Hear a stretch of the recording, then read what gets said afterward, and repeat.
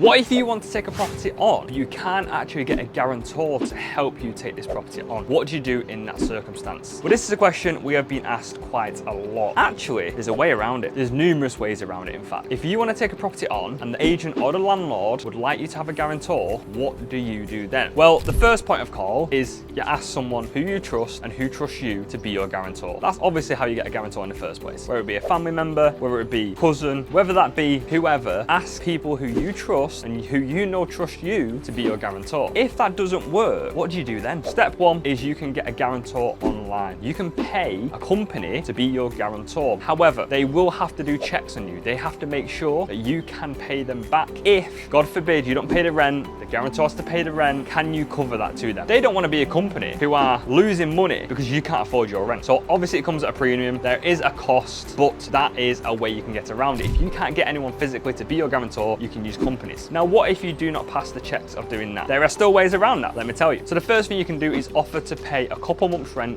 up front. And what do I mean by this? What I mean by that is you can offer 6 months rent, 12 months rent, sometimes even 3 months rent up front and just skip all reference checks. Now this works especially if you are going direct to landlord. If you're going direct to landlord, this can work quite well. However, if you're going through an estate agent, chances are they're gonna wanna stick by the book and do it properly. They're gonna want that guarantor, they're gonna want that reference check. There's ways around things. It's all about being creative and working with your knowledge, and that is rule number one here. If you've liked this video, please leave a like rating, share it with a friend. You never know who you're going to help by sharing this value to. If you want any more help, any more advice, leave a comment down below or send me a message. I'm more than happy to jump on a phone call with you and discuss things. I'm here to help. That is why I'm here. That is why I'm doing these videos, and it's why I'm doing them to such depth. I just want to help you. Thanks so much for watching, guys. Peace.